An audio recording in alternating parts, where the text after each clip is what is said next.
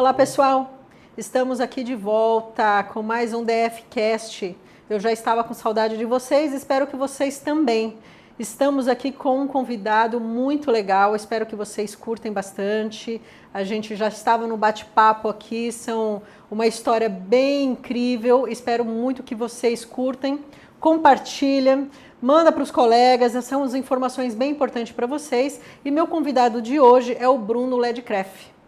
Ele é atleta, hoje ele faz parte da seleção brasileira, já velejou, já participou aí de 3 Paralimpíadas, bem legal, e ele vai contar a história pra gente. Bruno, muito prazer em receber você aqui no nosso convidado, como o nosso entrevistado de hoje. Espero que você goste, vai ser um bate-papo bem legal, bem descontraído, leve. Você vai contar um pouco da nossa história para quem não te conhece. Então eu queria que você se apresentasse para o público que está assistindo e a gente vai começar a contar um pouco da sua história. É um prazer estar com vocês aqui, obrigado pelo convite.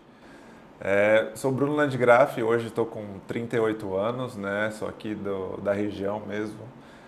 Moro em São Lourenço da Serra há um bom tempo, né? Sou jogador de São Paulo, atleta paralímpico e hoje eu estou na modalidade de rugby, então é um esporte novo para mim, que a gente começou em 2022 e com um time novo nesse ano. Muito legal. Então, assim, lógico, né, que a gente, antes da gente compartilhar com vocês aqui a história, a gente vai passeando nas redes sociais, vai vendo quem é a pessoa, e eu vi que você foi goleiro do São Paulo, você participou aí do time principal do São Paulo. Não é muito aquele time, né, gente? Há quem goste, mas enfim. Você era goleiro também do São Paulo, não é isso? Eu jogava futebol, né, na minha cidade, aqui em São Lourenço da Serra. Aí com 11 para 12 anos eu fiz a peneira aqui em Itapecerica e aí eu passei no teste, fiquei um tempo com o time da peneira fazendo jogos e depois comecei a treinar com o time do São Paulo. O treinador de goleiro na época falou que a gente ia ficar 3 meses, se eu evoluísse ele manteria. Graças a Deus eu consegui evoluir e aí passei por todas as categorias de base, né, do São Paulo, dente de leite, infantil, júnior, juniores e depois eu fui profissional, passei por todas as categorias de base também da seleção, sub-15, sub-17, sub-20. Na sub-17 a gente foi campeão mundial em 2003. Legal. Né? E em 2005 a gente ficou em terceiro lugar no campeonato mundial, a gente perdeu a semifinal para a Argentina. Logo para a Argentina. O Messi já jogava, então Entendi. A gente jogou contra ele, ele já era... Não, perder para ele tudo bem, né? Já era um atleta assim, fenomenal. E sempre como goleiro? Na minha cidade eu brinquei um pouco no começo como jogador de linha. Depois eu fui com 9 para 10 eu já estava jogando no gol já. Ah, tá. Mas como é cidade pequena, a gente não tinha... Hoje em dia você tem uma preparação melhor, tem mais treinadores de goleiro, tem técnica. Então naquela época não, a gente se juntava para jogar e final de semana saía para... Tirava no Paroímpa, quem vai ser o goleiro? Isso. Tipo isso. Aí eu tive dificuldade no começo por isso, né? Não ter tanta preparação física e não ter o treinamento específico de goleiro. Quanto você tem de altura? Hoje eu tenho 1,92. É alto, Mas né? eu com 11 para 12 tinha 1,80 e pouco já. Então eu já era bem alto. Já era bem alto. Tanto que isso me ajudou muito, né? Quando eu entrei no São Paulo, na peneira mesmo eu não tinha ido muito bem, mas os treinadores falaram assim, você tem que melhorar a técnica, essas coisas, mas você tem uma altura boa, então dá pra gente trabalhar em cima disso. Legal. Foi o que me ajudou bastante no começo. E aí, em 2006, você teve o acidente de carro? Em 2006 eu já estava no profissional, eu subi pro profissional em 2005, depois do primeiro jogo da final da Libertadores, aí eu subi e o acidente foi em 2006, em 11 de agosto, né? Aí do acidente mesmo eu não lembro muito, eu só lembro que a gente saiu do CT, eu e o Everson, que era o outro goleiro que estava no acidente comigo. A gente foi no apartamento das meninas e depois eu não lembro mais o que aconteceu, né? Aí o Everson e a Natália faleceram no acidente, a gente estava em 5 no carro. E a Paula e a Clarice foi jogada, né, pelo vidro, pelo para-brisa, mas teve lesão maxilar, não teve nenhuma lesão grave, e a Paula, que estava na frente, também não teve nenhuma lesão grave. A Clarice estava jogando vôlei até o ano passado, ou retrasado, se eu não estou enganado, e a Paula, ela continuou jogando mais um tempo e depois ela foi estudar. Mas hoje as duas estão bem, né? A perda maior que o pessoal pergunta, né? Ah, mas você poderia estar jogando? Tá? Eu falei, isso é o de menos, né? O pior, né? O baque mesmo foi a perda dos dois amigos, tanto Sim, o sem Everson dúvida. quanto a Natália, porque o Everson, como ele era goleiro, então a gente vivia junto, né? Então sempre. E a Natália era uma grande amiga também. É. São coisas que acontecem no meio da vida da gente que a gente não tem muita explicação e tem que seguir. E como que foi essa reabilitação para você, essa superação, enfim? A gente já teve alguns entrevistados aqui, que também ficou, o Robson ficou paraplégico, amputações severas, doenças, enfim. E que a gente gosta de contar, na realidade, como foi a superação, porque, obviamente, cada um passa por esse momento de aceitação, do momento de luto, o momento dos porquês, né? Todo mundo passa, obviamente. E como foi isso para você? Então, eu passei quase um ano no hospital, né? Então, eu tive lesão no C3, C4, pegou parte respiratória. Então, os primeiros do acidente até eu fiquei um mês na UTI, depois mais 2, 3 meses na SEMI. Eu começo a lembrar bem depois de uns 3 meses do acidente, né? Que aí eu consigo lembrar do pessoal me visitando, porque foi 11 de agosto, foi numa quinta para sexta. Eu cheguei no hospital, fiz a cirurgia, aí no domingo era dia dos pais.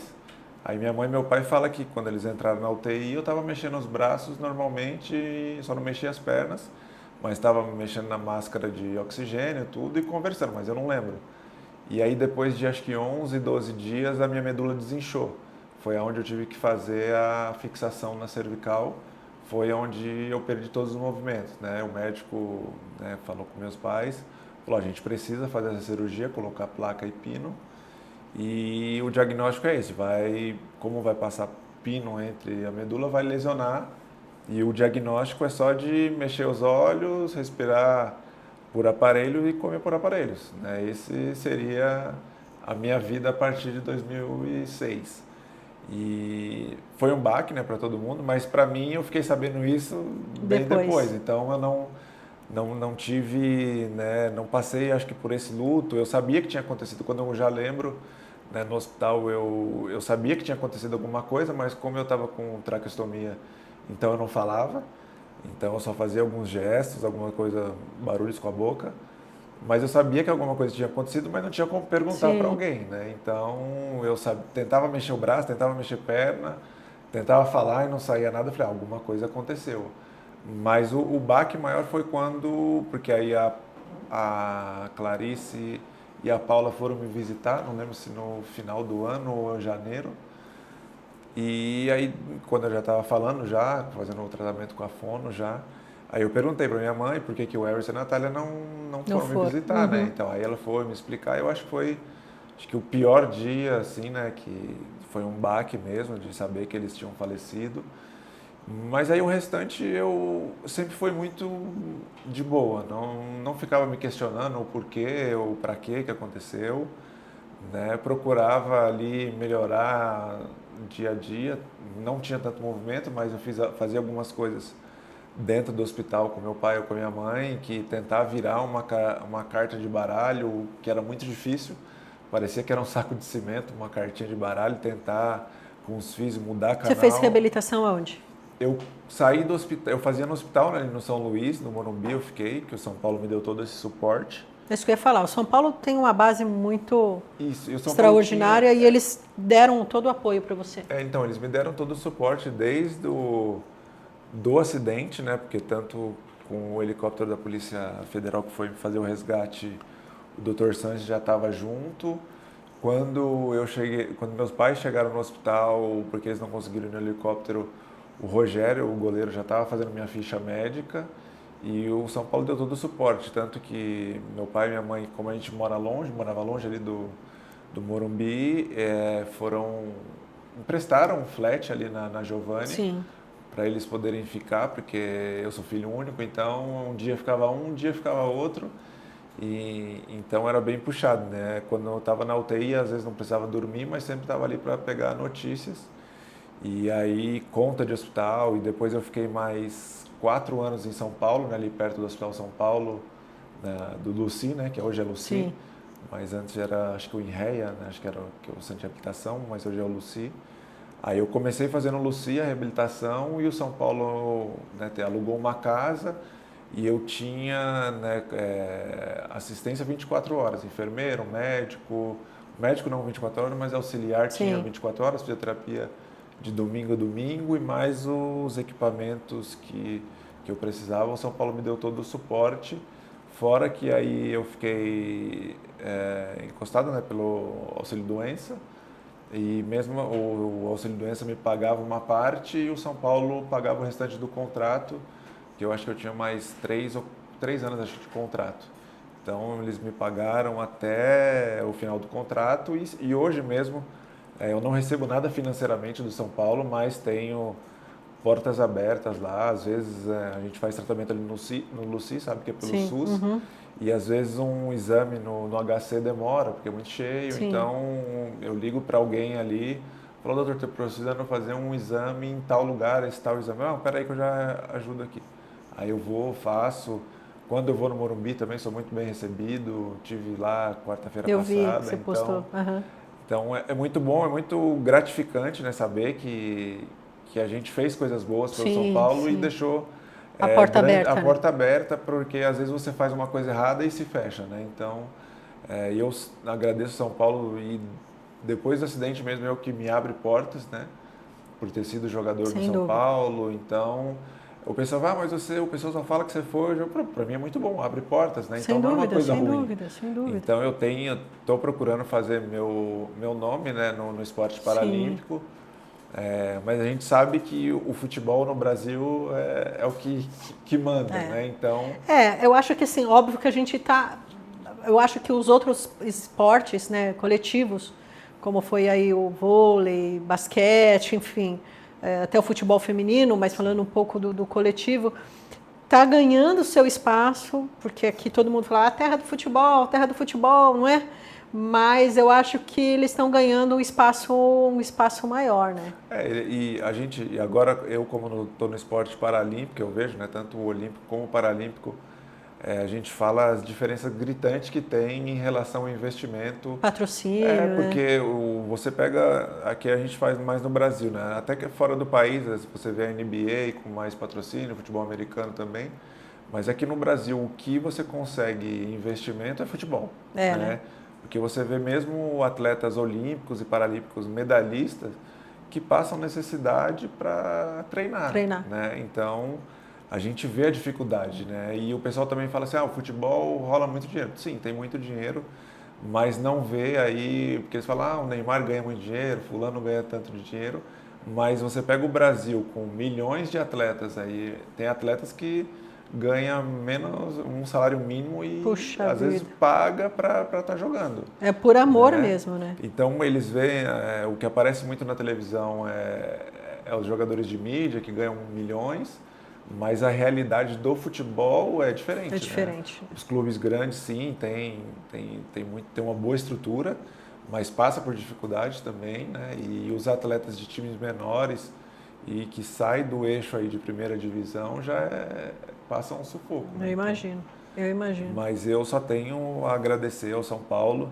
e essa visibilidade eu procuro trazer para os esportes que eu vou, né? Tanto na vela, desde que eu comecei em 2008. A vela, vamos falar nisso então. Ok, fez toda a reabilitação, óbvio, com o apoio de toda a família, que é essencial, né? Eu acho que a família é a nossa base. Eu imagino Eu acho que, como você tinha perguntado, né, o que me ajudou muito nessa parte de luto, eu falo que foram os meus pais, né, e meus parentes que estavam junto, porque foi um ano quase de hospital, e eles estarem sempre juntos, né, porque a gente vê, né, na época também minha ex-namorada estava junto, então ela passou todo esse período, então foi muito bom, porque às vezes davam um socorro para meu pai e para minha mãe. Mas se a gente vê, né, como você começa a conviver com muitas pessoas que tiveram lesão, tempo de hospital, você vê, é um mês de hospital, todo mundo some. Todo mundo some. Aí se a pessoa é um pouco mais bem financeiramente, paga um cuidador e vai lá de vez em quando no final de semana, e isso é ruim para a pessoa que sofreu, né, um acidente, está ali se reabilitando. Então, acho que o que me ajudou muito foi meus pais e minha família estar próxima. Então, Eu acho que pai e mãe não tem o que falar, né? Eu acho que... mas na maioria das vezes sim, porque às vezes a gente vê aí pessoas que... A mãe eu acho que é mais difícil ainda, né? Sim. O pai, às vezes, eu já vi alguns que já fugiram, já Sim, saíram, sim. então é mais Eu acho que para o complicado. homem é um pouco mais difícil. Então, mas... Emocionalmente não segura muito. Isso, mas e com o tempo também às vezes vai um pouco, né? Mas no começo, para você ter aquela força ali de não... Porque você não está fazendo nada, você não Sim. tem... Você começa a comer, alguma pessoa tem que te dar. Tem, sim. Então, você tem uma pessoa de confiança do seu lado, é a melhor coisa e isso facilita muito na reabilitação. Por mais que você demore tempo para recuperar o movimento, para voltar a falar, é isso que vai te dando forças no Sim. dia a dia, né, na E como reabilitação. que foi esse, não sei se você fica à vontade, mas como que foi esse processo com a namorada? Não, foi tranquilo, porque a gente tinha uma convivência boa e a gente sabe que o hospital desgasta, a família também do outro lado começa a ver de outra forma.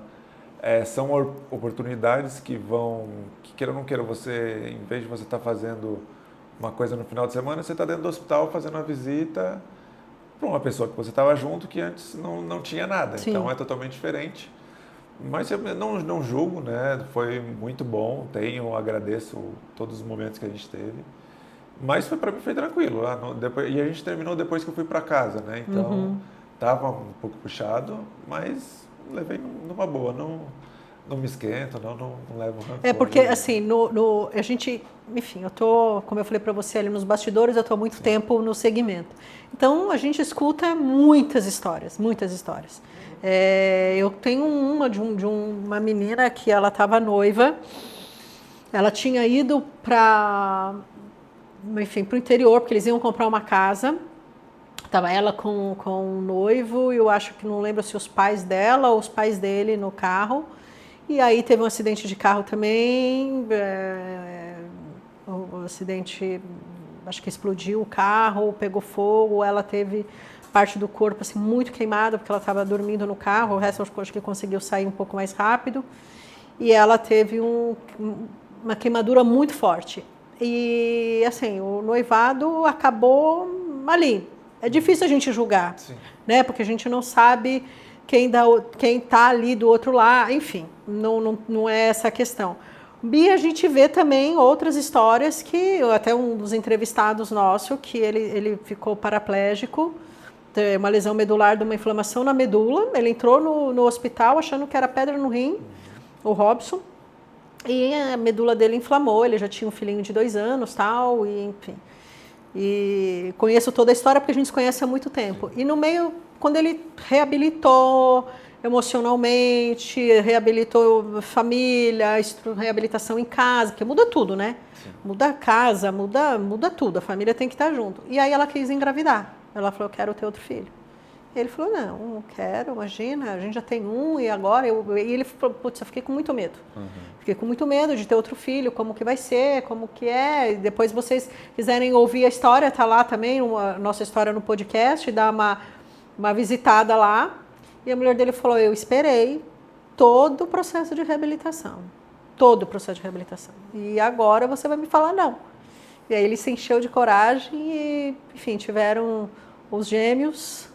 Bom, que já vem gêmeos, né? Veio o gêmeo, porque ele teve que fazer inseminação, enfim, tiveram gêmeos, mas assim, o que eu gosto muito de contar essa história, porque ela realmente também se manteve junto com ele, eles eram casados, enfim, se manteve junto com ele, e ele, reconheceu também porque muda, não adianta a gente falar que não muda toda a história, muda toda a estrutura, casa, as inseguranças, o emocional, muda tudo. E aí cederam, enfim, eles hoje têm 3 filhos, estão casados há muito tempo, tal, muito legal. Mas a gente escuta muita história realmente que a pessoa, ambos não aguenta muito, você né? Eu falo que nem não aguentar, porque muda, né? Às vezes a pessoa que teve a lesão fica muito chata, porque passa por tudo aquilo, só a pessoa que está passando sabe. Sim.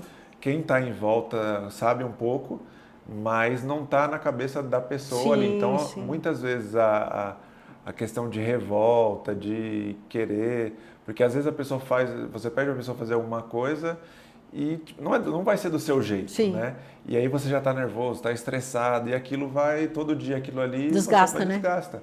E às vezes a pessoa termina, não é nem porque a pessoa ficou cadeirante, a outra pessoa ficou cadeirante.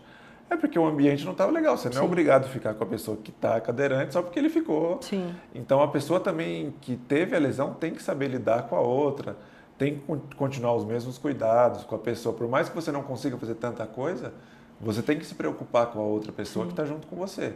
Porque, querendo ou não, não é porque você teve uma lesão ou uma amputação que você pode tratar a pessoa de outra forma. Não, você não é um coitadinho. Você faz, você tem as suas limitações, a pessoa sabe, mas você pode ajudar em outras formas. Então, tem que ser uma parceria, né? Mesmo com um casal sem ninguém com deficiência, é a mesma coisa. Sim. Né? Às vezes tem menos problema do que duas pessoas que não têm nenhuma deficiência. Exato. Então, é você saber trabalhar e os dois saber que vai mudar, né? Tanto a questão de casa, a questão de família, né? Hoje em dia eu já vi bastante coisa que a pessoa não te conhece, aí quando você chega no lugar, você está no carro é uma coisa. Quando começa a desmontar a cadeira, aí é outra, né? Então, já tem aquele olhar assim, a pessoa não conhece, fica meio insegura, não sabe o jeito de falar. Não, pode falar do jeito que vocês quiserem.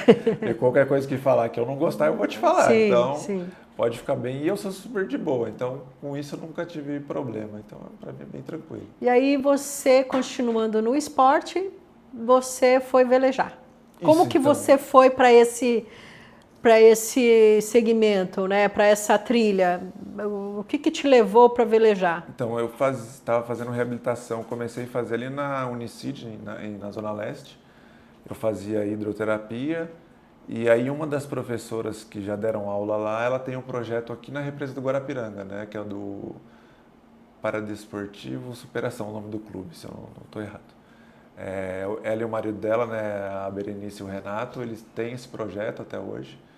E são barcos adaptados, né, que junto com a USP eles fizeram para pessoas com deficiência poder velejar. E aí eles precisavam de cadeirantes para poder velejar. Eu falei, vou, né? Não estava começando a sair de casa.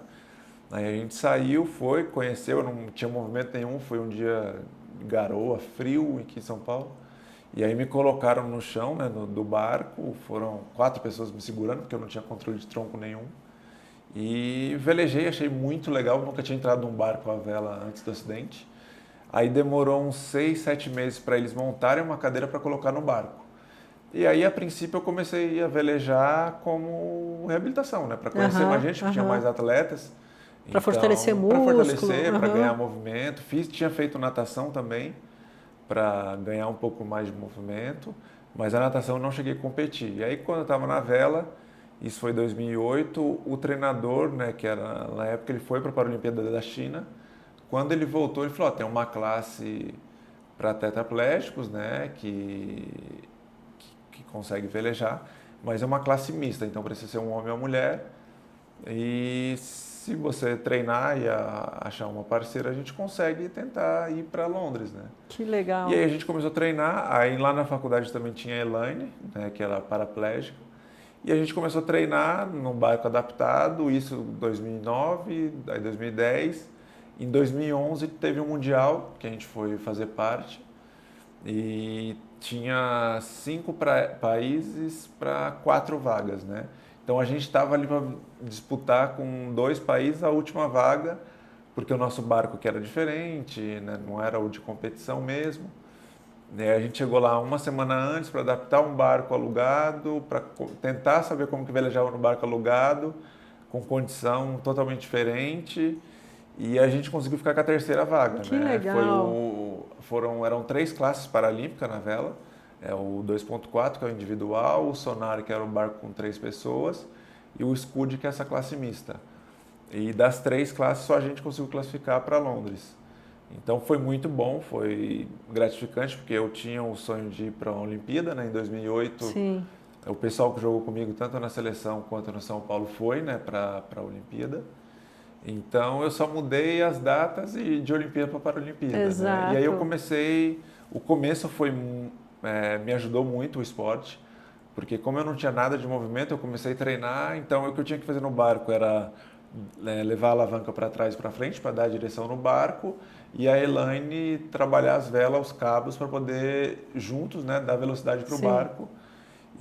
Mas é pesado o barco, mas eu não tinha que fazer tanta força no começo.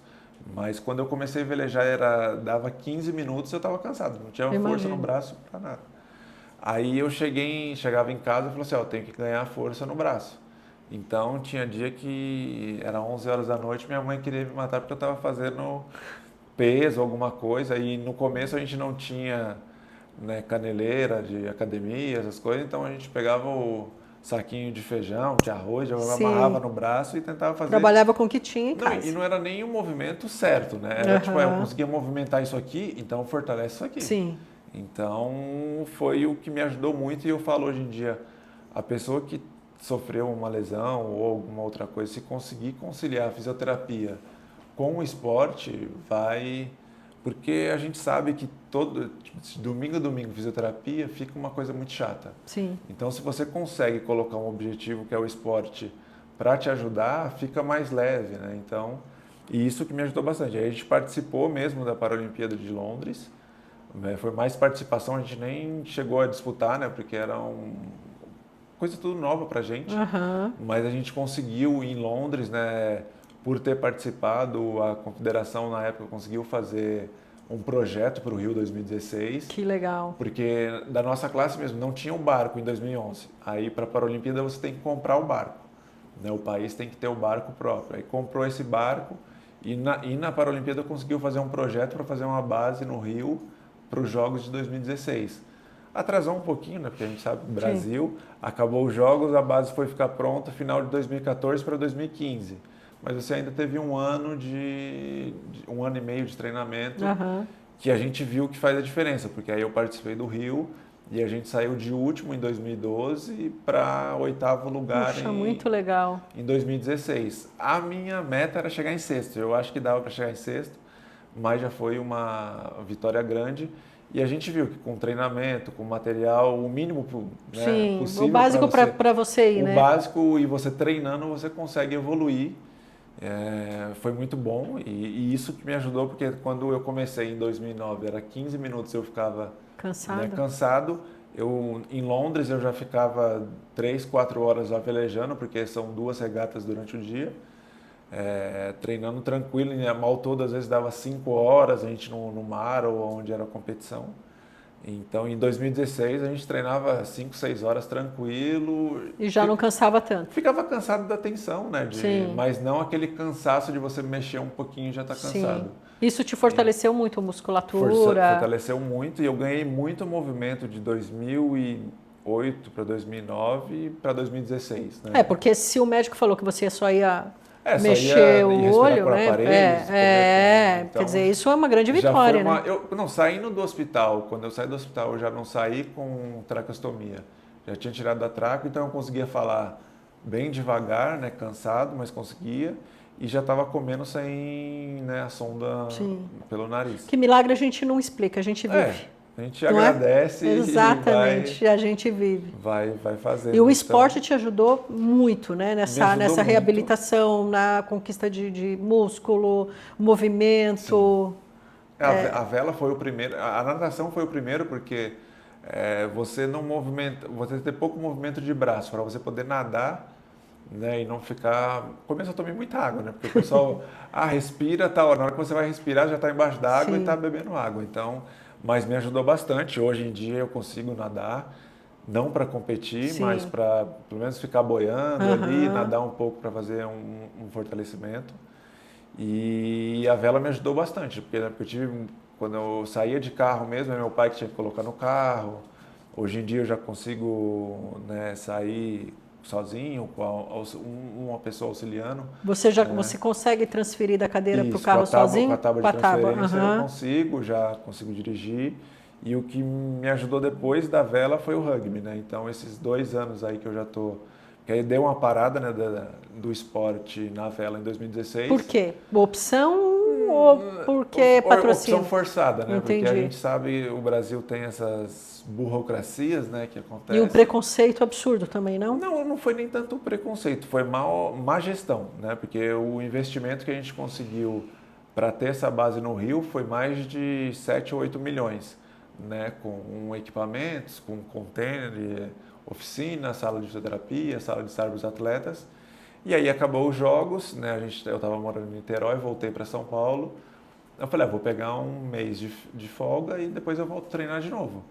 Né, a gente sabia que já não ia para 2020, né, não ia ter vela na Paralimpíada, mas os mundiais continuaram fora do país. E eu falei, vou ficar um mês, porque eu acabei a Paralimpíada e eu estava com começo de pneumonia. Então eu fui para o hospital, fiquei uma semana no hospital aqui em São Paulo e passou esse mês eu já, a gente pode voltar a treinar, os barcos estão... não, vocês não podem, os atletas não podem utilizar o barco. Eu falei, mas se os atletas não podem utilizar, quem vai você usar? Pode, né? E aí a gente ficou uma briga em 2016, o final de 2016, 2017, 2018, aí entrou a pandemia. Mas a justificativa de não poder usar o barco? Só não podia usar. E a gente entrou em contato com todo mundo, com o Comitê Paralímpico, com político, com gente do esporte. E não pode, que os barcos estavam lá. E os barcos nesses anos se deteriorando, jogados. Né? Aí o filho do cara que era coordenador, de Brasília, eles levaram os barcos para lá. Eles utilizaram 1 ou 2 barcos de alguma classe e os restos ficou lá jogado. Aí agora, o ano passado... Até porque não tem sentido, porque eles eram adaptados para vocês, não? Todo mundo, a pessoa normal conseguia velejar, mas ele era específico para a pessoa com deficiência. E aí a pessoa não pode usar, os barcos ficarem jogados desde 2016. Da minha classe mesmo, nunca foram usados de 2016 até 2022, 2023. E aí o CPB conseguiu tirar a CB Vela, que é do Olímpico, agora está tomando conta, fizeram um edital, e um clube de Brasília está tomando conta de 2 classes, e uma está no Rio Grande do Sul, mas eu não sei com a chuva no começo do ano se aconteceu alguma coisa. Mas as 2 classes agora já voltaram a ter campeonatos brasileiros, ano passado e esse ano, mas teve que gastar um dinheiro absurdo para reformar os barcos que ficaram parados. E os atletas que estavam desde 2016, que não tinham barco, porque o barco era muito caro, né? Cada barco da minha classe mesmo era 140, acho que R$1.000. E aí, coisas que não dá para entender só aqui no Brasil. Não, e você fala, a pessoa acha que é brincadeira, e não é, a gente brigando, mandando e-mail para todo mundo, não pode, mas por que não pode? Não tem lugar? Não tem lugar para treinar. A gente pode trazer o barco para São Paulo, treinar aqui na represa, ou a gente pode ir para o Rio para treinar lá. Não, mas vocês não podem usar. Só fala que não pode ser usado. Aí você copia e-mail de todo mundo, manda para lá, não pode usar, mas eles não dão a justificativa. E aí o barco estraga material, os containers mesmo a gente nem sabe onde está. Meu Deus. Quer dizer, 7, 8 milhões voando por aí. E os containers que eram com material, com coisa tipo 90% dos materiais devem ter estragado. E vocês prontos para treinar, gente, pronto para fazer. E aí nesse intervalo eu usei alguns anos para estudar e fiz algumas cirurgias na mão para poder ajudar movimentação, né, preensão. Aí eu fiz o esporte, fiz tênis de mesa quando eu estava fazendo faculdade, tenho jogos... Você fez o quê? Eu fiz tênis de mesa, joguei faculdade. Faculdade de Direito. Legal. Aí fiz Direito, aí fiz eu falei, já que eu não estou fazendo nada, eu vou fazer tênis de mesa para... Eu fui estudar e depois falei, tem um esporte, vou movimentar um pouco, né? Sim. Eu tinha uma mesa de tênis de mesa. E aí fiz um pouco, achei legal, mas não continuei para competir. E aí em 2022 eu consegui, né? A gente fez uma rifa porque minha mãe é do Paraná, né? Então meu primo trabalhava lá na parte de esporte. E eu falei, eu tenho algumas camisas de futebol aqui, a gente faz uma rifa, acho que eram 9 camisas e uma logo do Rogério. E a gente fez, né? Eu falei, metade eu pego para comprar alguns equipamentos que eu estou precisando de academia ou para comprar uma cadeira de rugby, que aí eu já tinha visto para começar o rugby. E aí no final a gente sorteou em maio de 2020, acho que 21, né? Foi maio de 21.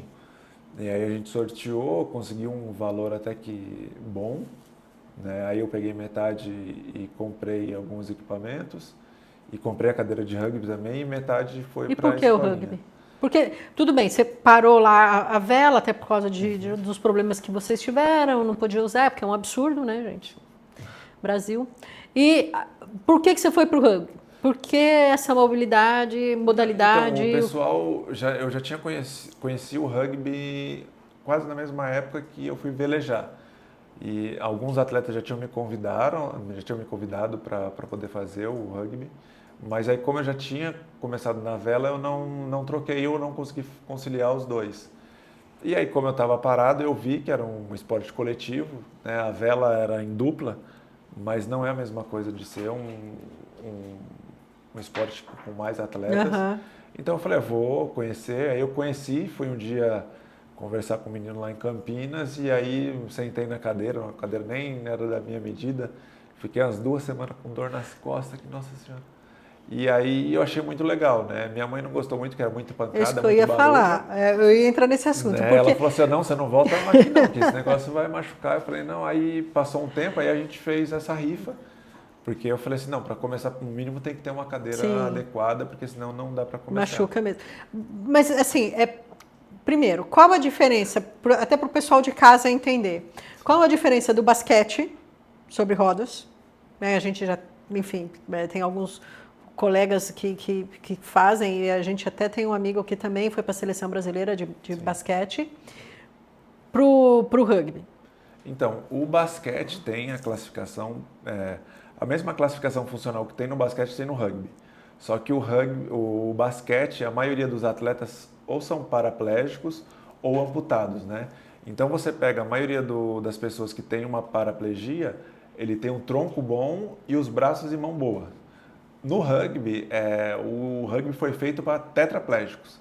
É que o pessoal acha muito, tetraplégico não mexe nada. Não, o médico até me ensinou isso. Ele falou, tem o tetraplégico e tem o tetraparético. Isso. Não é isso? Então, você me corrige se eu estiver errado. Não, então é porque a maioria, o pessoal fala assim, eu sou tetraplégico, mas você mexe o braço. Sim, eu mexo o braço, mas eu não tenho a força normal nos meus braços, né? Tríceps eu não tenho quase nada de força, bíceps eu tenho um pouco, mas as minhas mãos não têm um movimento normal de mão. Sim, não tem as pinças e tal. Então, isso que... Mas não, tetraplégico é igual a Laís Souza. A Laís não mexe nada, né? Ela mexe um pouco o ombro, mas não tem movimento, no braço como eu tenho.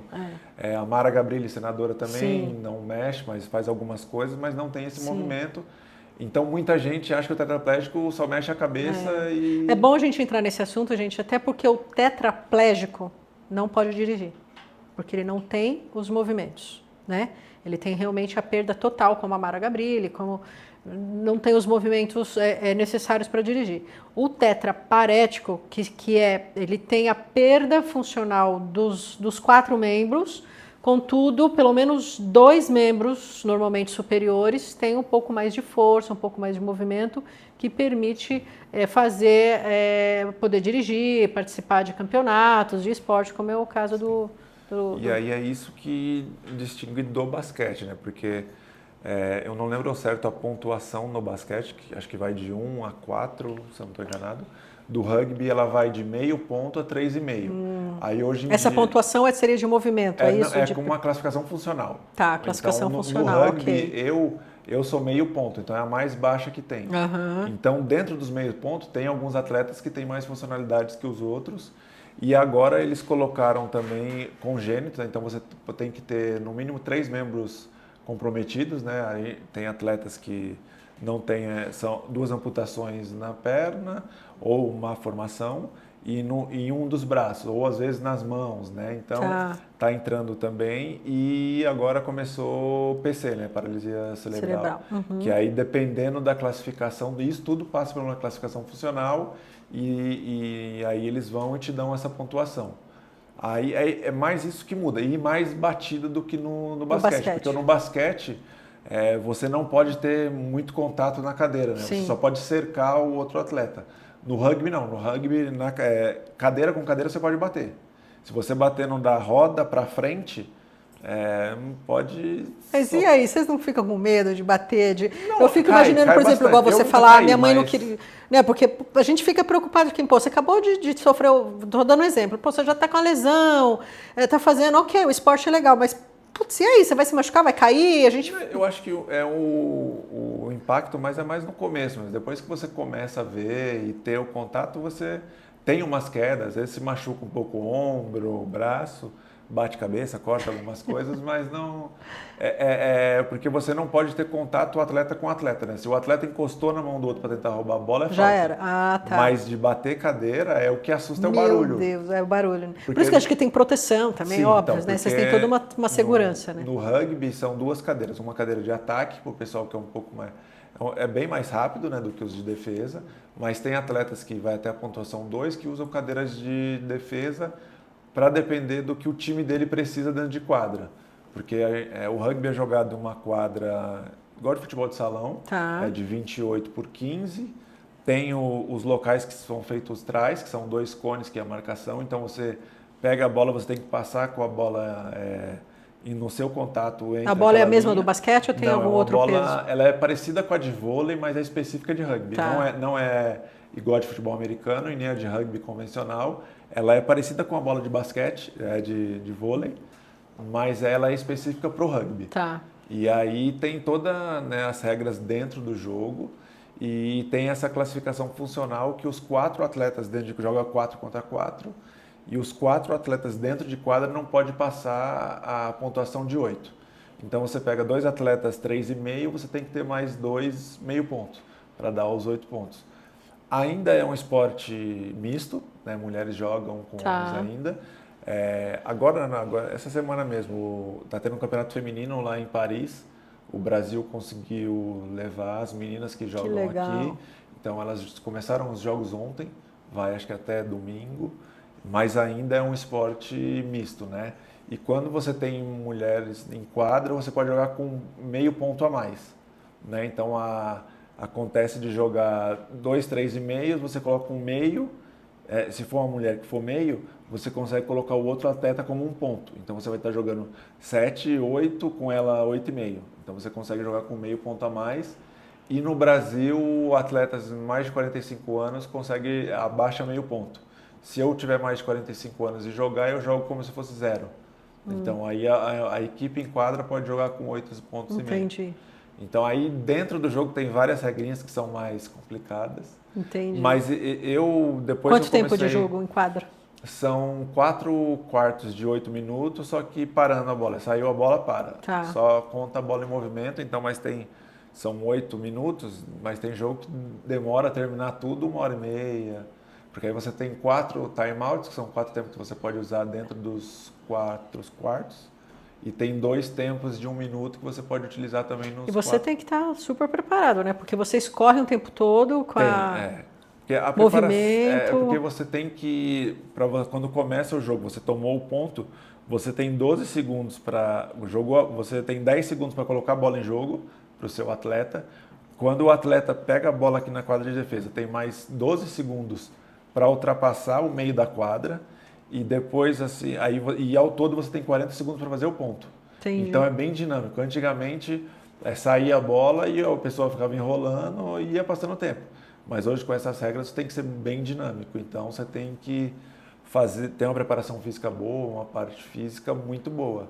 E foi o que me levou mais ainda a continuar no rugby, né? Porque não só por ser um esporte de coletivo, mas também que nesses 2 anos que eu estou, que eu consegui evoluir de movimento fora do esporte, né, transferência, para dirigir me ajudou bastante, porque eu ganhei mais força, eu tinha um pouco de dificuldade para virar para esse lado, por causa do tríceps, né, que a gente não tem tríceps. Então para cá é sempre tranquilo, e com o carro em estrada é mais tranquilo. Sim. Mas você vai estacionar, vai puxar para virar para o lado de cá. Direção para você tem que ser elétrica.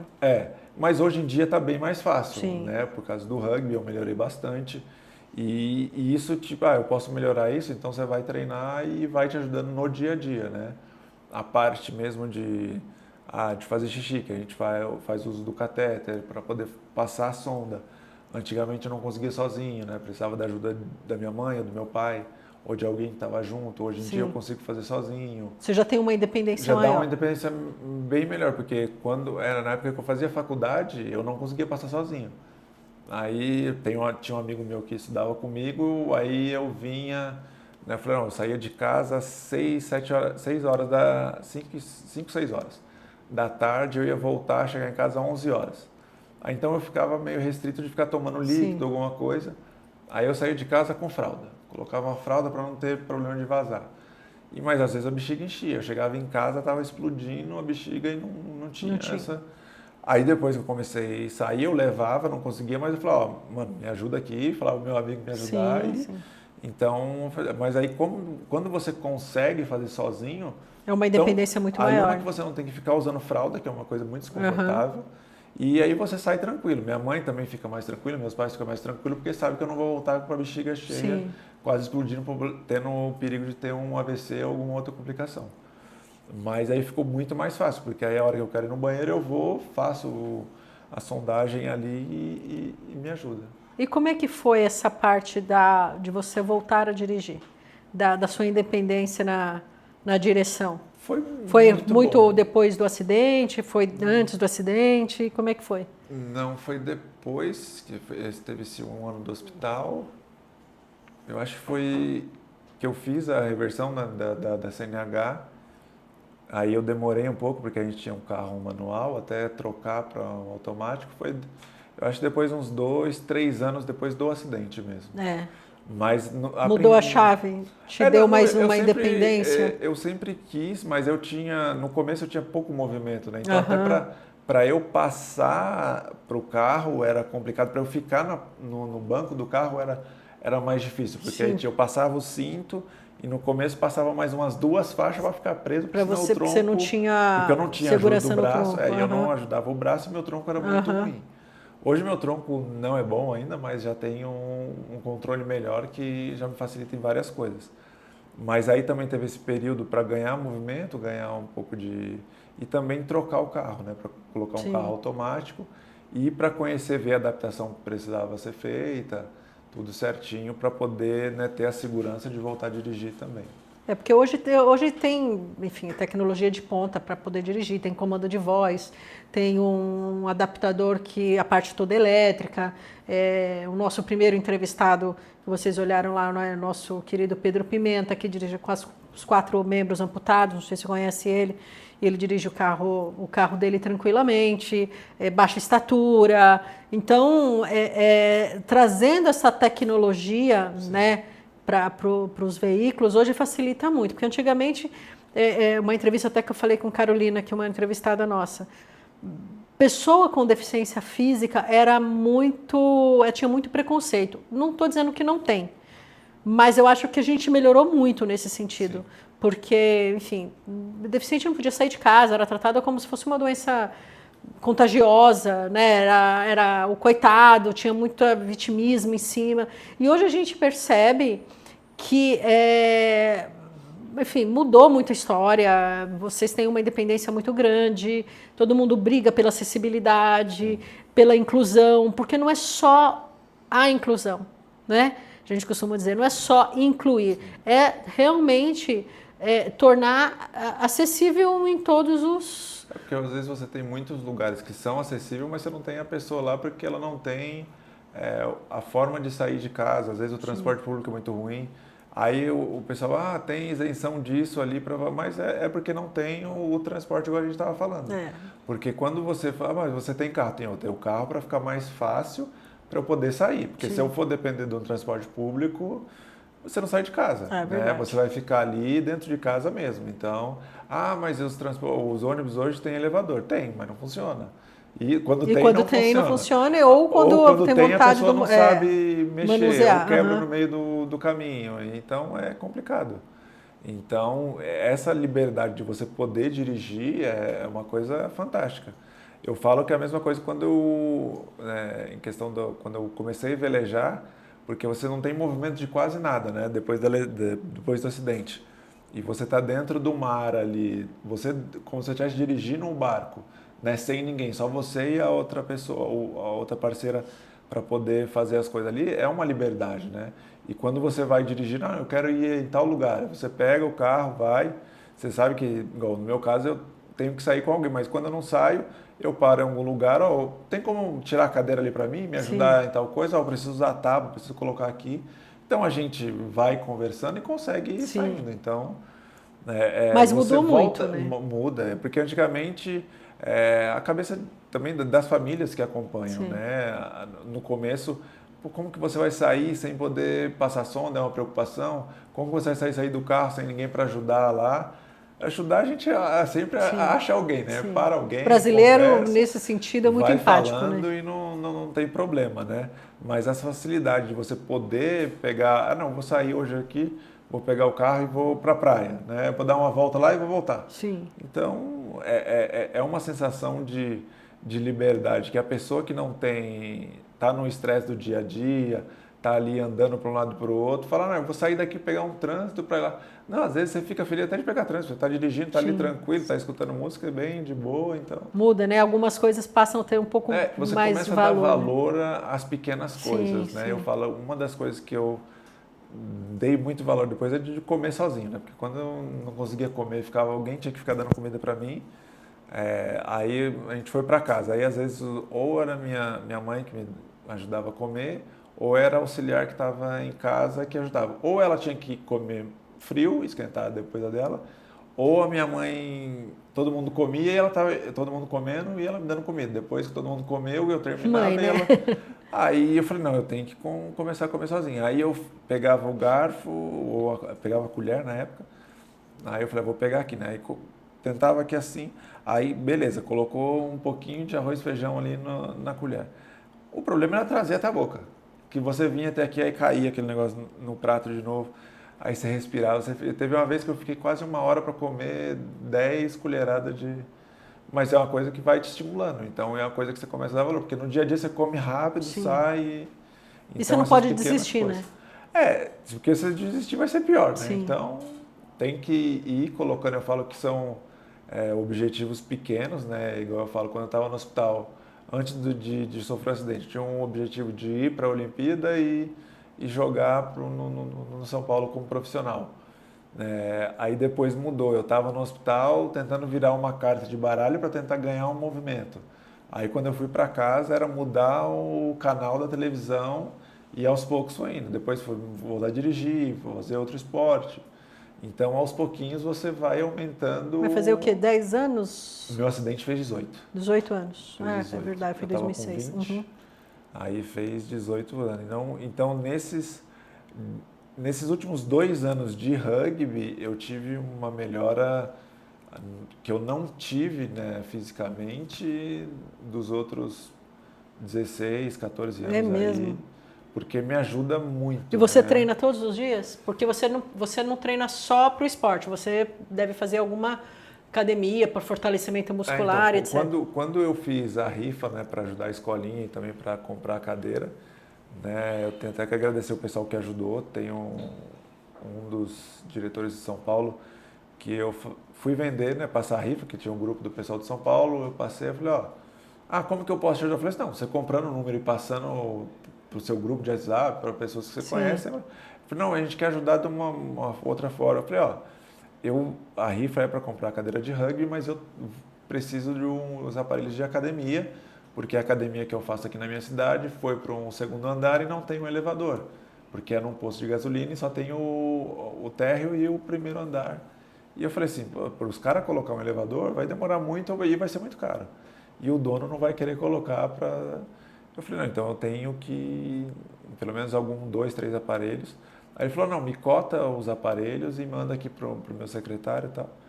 Aí eu falei, passei, né? Eu falei, tinha cotado na empresa de aparelhos que são bons, mas um aparelho era 20 mil reais. Eu falei, não, tem que achar um... Aí tinha um menino que era embaixador lá da Coloplast também, e ele tinha academia. Eu falei, onde você compra esses aparelhos? Eu falei, não, compra aqui no cara. Aí eu falei, me passa o contato. Aí passei o contato, o cara cotou 6 aparelhos, deu 22, 23 mil. Aí eu falei, vou passar esse, dá para ele fazer tranquilo. Aí eu passei para ele e falei, não, pode deixar que a gente vai ver. Eu falei, vai ficar rodando, né? Nem vai acontecer. Aí um dia eu tava em pé no aparelho que eu tenho em casa, estava assistindo o jogo de São Paulo domingo, aí tocou meu telefone. Número que eu não conheço, eu não atendo, né? Eu falei, mas eu vou atender. Aí atendi, aqui é o... Agora eu não esqueci o nome dele. Mas eu falando, eu vi aqui a cotação dos aparelhos, tudo. Na terça-feira minha secretária vai te ligar para acertar e só ver o frete com o cara. Que legal. Aí foi, aí hoje a varanda da casa da minha mãe é só aparelho. A sua academia. Então eu consigo fazer todos os dias Mas você tem acompanhamento ou não? Um personal, um fisioterapeuta para te ajudar? Um menino que faz um tempinho que eu não faço específico, né? Mas os treinos que eu fazia na academia com o menino, eu continuo fazendo em casa e agora eu aumento um pouco o peso dependendo do que eu vou fazer e vejo alguns exercícios de outros atletas que é mais ou menos da minha lesão e da minha pontuação, que eu consigo fazer para poder ganhar e junto com o técnico da seleção, que hoje faz parte da seleção, né, que é um canadense, não lembro se ele é canadense ou sueco, mas ele era estrangeiro, então eu fiz um tryout no ano retrasado e ele me passou alguns exercícios para melhorar, então eu faço em cima disso e algumas coisas que eu vejo que dá para fazer para melhorar também. E aí eu jogava num time aqui em São Paulo, no Ronins, de 2022 até o final do ano passado. E aí no final do ano eu resolvi sair para algumas coisas de ambiente, não com atleta, mas com pessoas de fora, né, de ser atleta.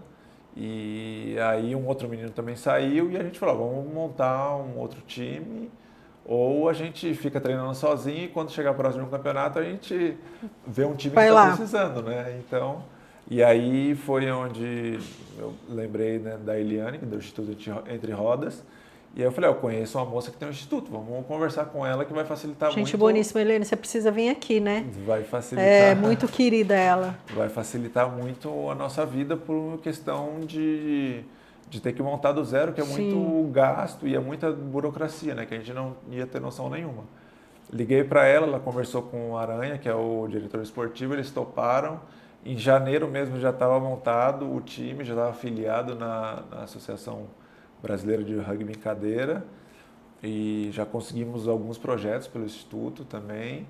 E aí o nosso time treina de segunda, quarta e sexta, das 7 às 9 da noite, ali no Centro Paralímpico, e de sábado à tarde. Tá. Né? E aí esse terça e quinta eu treino na minha cidade. Na sua cidade. Que tem um ginásio que é 5 minutos de casa. E quantos participantes do... O nosso time agora tem 7 atletas, né? Tá. Então, para o ano que vem, a gente já está vendo se consegue, né, trazer mais... Esses 7 atletas, por exemplo, são quantos na quadra? São 4. 4 em quadra. Aí são 3 reservas. E dependendo da pontuação que a gente consegue 2, 3 times de 4 pessoas, né? Tá. Porque a gente tem dois atletas meio ponto, eu e o Ed, que é meio ponto. A gente tem 2 atletas 2.0, que é o Júlio e o Rafael, o Yamana. Tem um 2,5, que é o Landry, mas ele tem mais de 45 anos, então ele joga como 2. E tem 2 atletas 3.0, que é o Luiz e o Heitor. Né? E quais os campeonatos agora? Porque agora a gente está entrando no final do ano, enfim, mas quais são os projetos para vocês referente ao time? O nosso time não conseguiu, que a gente jogou a segunda divisão, a gente jogou um campeonato paulista em maio, eu acho. E depois jogou o Campeonato Brasileiro da segunda divisão, a gente ficou em quarto, não conseguiu subir, mas a projeção é para o ano que vem tentar subir para a primeira divisão. E aí a gente jogou um campeonato faz um mês e meio para 2 em Penápolis. A gente tinha 4 times, a gente ali estava cotado para disputar o terceiro e quarto, para ficar em quarto, né, o que a gente escutava, né, de fora. A gente conseguiu ir para a final, aí a gente pegou o time do Gigantes de Campinas, que são atletas todos experientes, a gente ficou em segundo, mas foi muito bom, a gente pegou outros atletas, porque como esse campeonato era aberto, o Rafa e o Ed não conseguiam viajar e a gente conseguiu trazer um menino de Brasília, que é do CETEF, um menino de Minas, que é 1.0, e um outro menino da Decamp, que já jogava no Ronins com a gente, e ele conseguiu participar e a gente conseguiu ficar em segundo. Aí agora o rugby nacional está disputando a Copa dos Campeões, são 8 times que estão em Espírito Santo, em Vitória. Eles começaram os jogos até hoje de manhã e vai até domingo, aí depois para, né?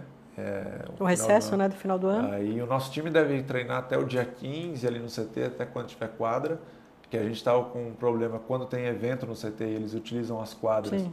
A gente fica sem quadra, né? Então a gente tem que achar quadra ter uma segunda opção para Uhum. não ficar parado, porque se a gente fosse participar do campeonato agora no final do ano, a gente ia ficar 2 semanas sem o time treinar Sim. junto, né? Mas o CT tem uma estrutura muito boa, porque a gente consegue deixar as cadeiras de rugby lá. Legal. Então tem atletas que, como eles usam transporte público, fica difícil de transportar a cadeira e a cadeira de rugby, que é mais pesada. Então o CT ali é bom, mas a gente está procurando também outros lugares para poder montar uma segunda base para quando acontecer de ter... Porque o CT tem muito evento, né? Então a gente não pode ficar aí 2, 3 dias, uma semana, 2 sem treinar, porque você consegue fazer a parte física fora, né? Mas perde muito na parte coletiva, que a gente demora para ganhar e perde aí em uma semana, 3 dias já consegue interagir fazer. com o time, essas coisas, né? Mas aí o nosso time mesmo já tem tem esse segundo lugar, mas eu acho que o que foi muito bom foi ter essa estrutura do Instituto ajudando a gente já conseguiu fazer um projeto, legal, um edital da Prefeitura de São Paulo, que foi um valor bem legal. No edital não poderia pagar, né, os staff, as pessoas que ajudam de fora, então a gente meio que conseguiu, né, fazer a parte de estrutura, né, conseguiu mais 2 cadeiras, né, pelo Instituto com esse dinheiro. A BRC, que é a associação, também deu mais 2 cadeiras para 2 atletas que não tinham. E aí a gente comprou em material, né, uniforme, rodas, que um par de roda importada são R$7.000. Então a gente conseguiu aí comprar 3 rodas de uma numeração, de um aro de 24, 3,25 para ter roda reserva, que a gente às vezes ia participar do campeonato, mas o atleta só tinha aquela roda, não tinha uma roda reserva. E isso estoura bastante roda, então, mas ainda no por causa do impacto? Não, às vezes, dependendo, as cadeiras de defesa furam muito a cadeira, porque ela tem uma grade na frente, então conforme você bate no pneu, ela já pega e fura. Perde. Então, às vezes com contato, às vezes dependendo do tempo que já tem o pneu, então já estoura mais fácil. Então a gente resolveu estruturar mais essa parte de material para o ano que vem já tentar fazer outros projetos. E referente a Brasil, falando de seleção brasileira? Então, a gente teve um tryout lá em Vitória agora, né? A gente mandou as inscrições, né? Eu sabia que eu não iria participar, porque eu tenho que melhorar muito na minha parte de velocidade, passe. Eu já melhorei do ano passado para esse, né? Coisa de quase 1 segundo aí de velocidade, mas ainda não está no nível dos atletas que estão, né, da seleção, mas sei que eu tenho potencial e vou trabalhar para poder chegar. Mas aí o intuito é treinar para o ano que vem, fazer o tryout para tentar entrar na seleção e com o time ajudar todos os atletas, trazer mais atletas para o nosso time, né, para o Dracar e disputar um bom campeonato paulista, porque o campeonato paulista é muito forte, então são 5 equipes, né, com o nosso time, então são 3 da primeira divisão e 2 da segunda, a gente e o MSB, que é de Bebedouro, então é um campeonato muito forte. Então a gente espera, o último ano a gente ficou em 5º, então a gente espera subir em algumas posições no Campeonato Paulista e no segundo semestre vai ter o Campeonato Brasileiro, né? A gente só não sabe ainda onde vai ser.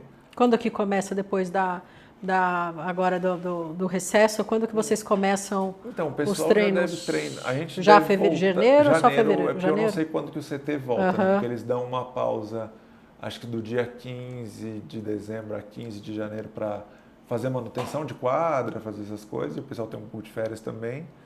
Mas eu, dependendo de onde eu estiver, eu procuro levar a minha cadeira, porque se eu fico 2, 3 dias sem treinar, eu já perco o que eu ganho, então isso não fica muito difícil depois para voltar, né? Tudo de novo. Então, se eu ficar aqui por São Lourenço, eu consigo treinar. Se eu for para o Paraná, na casa da minha tia, também eu consigo levar e consigo treinar por lá. Então, mas aí é individualizado, né? Mas voltando no time, deve voltar em janeiro, aí a gente cai naquela questão se vai ter quadra ou não. Então, mas a previsão é de parar agora lá para o dia 15 e voltar em janeiro. Enfim, a gente está chegando no final, né? Desculpa. Tá bom. Vamos voltar aqui. A gente está chegando no final, Bruno, infelizmente, porque está muito, muito enriquecedor. Espero que vocês aí também tenham gostado bastante da história aqui do Bruno, da nossa conversa. E assim, eu percebo, Bruno, que o esporte para você foi fundamental para a sua recuperação, enfim, acho que é para autoestima, para fortalecimento. E assim, óbvio que o esporte, eu vejo que ele é bom, não só, né? Eu acho que para o geral, não só para quem está com lesão, reabilitação, o esporte de uma maneira, no geral, para todos, né? Para a gente não ficar sedentário, para a gente ter uma qualidade de vida melhor, eu acho que é muito importante, né? Em tudo. Então, assim, pelo que a gente está conversando aqui, eu sinto que o esporte para você foi fundamental para tudo, né? Sim, eu falo que é, porque eu sempre fiz esporte, mesmo antes do acidente, antes do futebol eu fiz luta, né? Fiz judô, cheguei a competir um pouco quando era menor.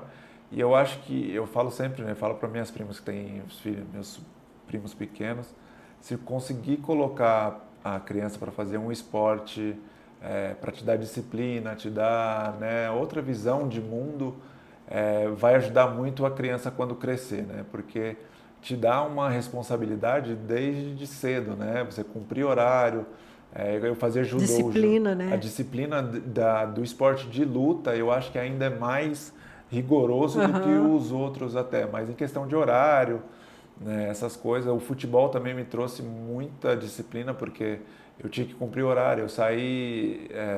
o pessoal fala assim, você é filho único, você sempre foi mimado. Eu falei, eu não tive tempo. Com 11, 12 anos eu tive que ir vir aqui para o Morumbi para morar com mais 10 pessoas dentro do quarto. Sim.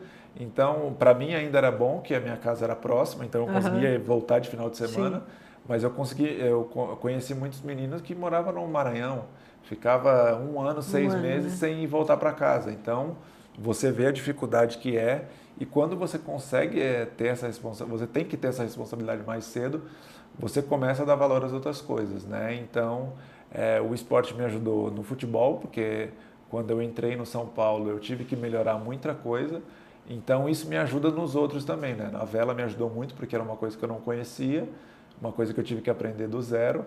E no rugby também, né? Eu sabia um pouco mais, mas aí você começa a brigar com o seu corpo, que você tem que evoluir, mas no tempo dele, sim, né? No tempo de você melhorar, mas você já anda de cadeira de rodas. Mas a cadeira de jogo é totalmente diferente do jeito que eu tenho. Ela é mais pesada ou mais leve? Ela é mais baixa e um pouco mais pesada. Tá. Ela muda, é parecida com a de basquete, né? A roda ela é mais... Sim, inclinada, assim, né? Inclinada. E ela é um pouco mais pesada, mas aí dentro do esporte, dentro do rugby, você tem que ver as funções que você tem que fazer. Para saber qual, se é de velocidade, se é de defesa. Não, se você vai defender nessa aqui, se você vai ajudar no ataque, se vai ajudar na defesa. Então, isso tudo leva tempo, né? A gente fala que... Desculpa, mas não? Você já nessa trajetória, ou talvez principalmente no começo, você passou na sua cabeça de desistir? Não, porque eu sempre gosto de desafio, né? Então eu falei, muita gente falou assim, não, você vai vir aí e não vai jogar, você vai jogar, mas não vai melhorar mais que isso. Eu falei, não, beleza, vamos ver até onde vai, né? E quanto mais eu acho que a pessoa fala que a gente não consegue ou não vai evoluir, e não é nem para mostrar para ela, é para a gente mesmo. Sim. Porque o crescimento dentro do esporte, eu não falo que não é para ninguém que falou que eu não ia conseguir. É para mim mesmo, porque no meu dia a dia eu vou estar melhorando e vou estar conseguindo ajudar as pessoas que me ajudam, né?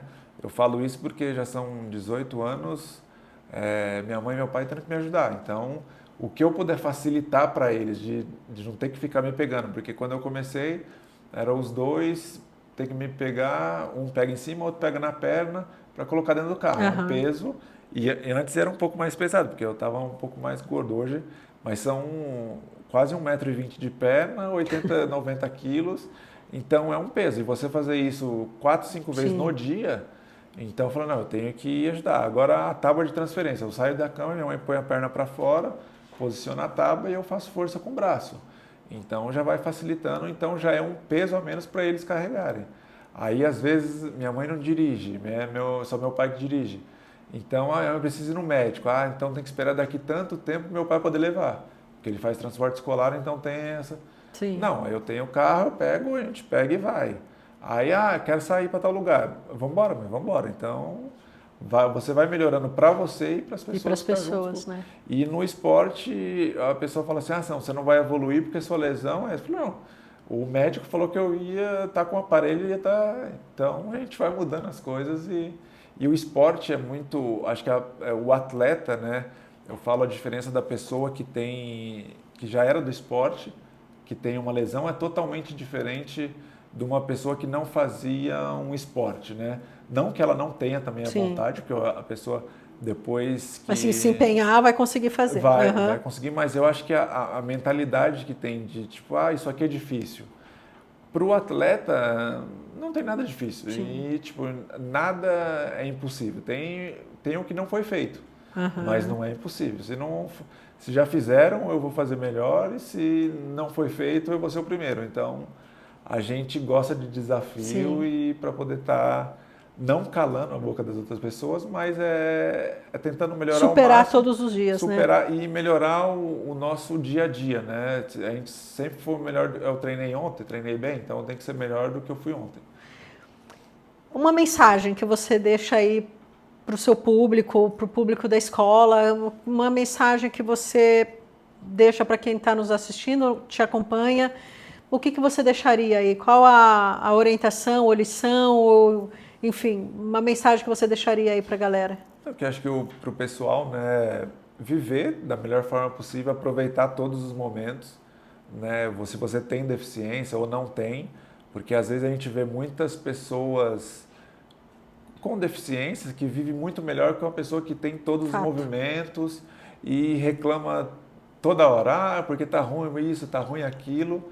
Aproveita a vida da melhor forma possível e se você tem um sonho no esporte ou realização pessoal para estudar, eu quero ser um advogado, quero ser dono de alguma coisa, é só você batalhar, acreditar no seu sonho, trabalhar, não puxar o tapete de ninguém. Não se vitimizar também. Não se vitimizar e fazer a coisa honestamente e acreditar no seu sonho, que uma hora vai dar certo. Pode demorar, que a gente sabe que não é no nosso tempo, né? Tem que ser trabalhado e acreditar. Acho que é mais isso. E o pessoal fala assim, mas você tem força de vontade. Eu falo assim, eu gosto de viver e tento viver da melhor forma possível, né? É isso aí. Então, se eu ficar reclamando, porque hoje está sol, não vou fazer isso, está chuva, porque isso aqui está difícil... Vai estar difícil para todo mundo. Então, você tem que botar a cara e aonde fazer o pessoal acontecer. te acha? Quais as suas redes sociais? Assim, aonde que o pessoal consegue acompanhar? Muito querido. Eu acho que vale a pena. Se você também aí, quem está assistindo a gente, quiser patrocinar o time, vai ser muito bem-vindo. Quiser assistir, vai ser muito bem-vindo. Eu já conheço a Eliane do Entre Rodas, queridíssima.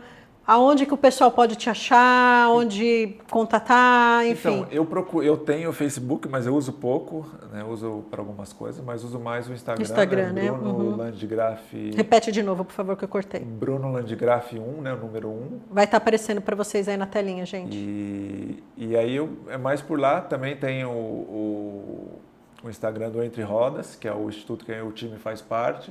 E também tem o Instagram do time, né, o Dracar Quad Rugby, que é o nosso time novo aí, e igual a Dani falou, quem quiser ajudar pode procurar tanto o Dracar ou Entre Rodas ou falar pessoalmente comigo, que aí a gente, né, sempre bem-vindo com apoios, e não só apoios para pessoas que quiserem patrocinar, pessoas aí que estão querendo ser atletas, que tem tiveram lesão medular aí, a gente leva para conhecer o esporte. Legal. Porque primeiramente você tem que ir conhecer e ver se você gosta do esporte.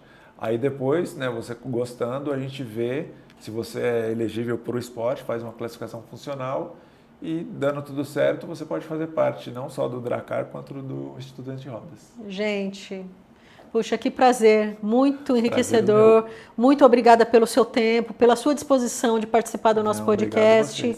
Eu espero que vocês tenham gostado da nossa conversa, do nosso bate-papo.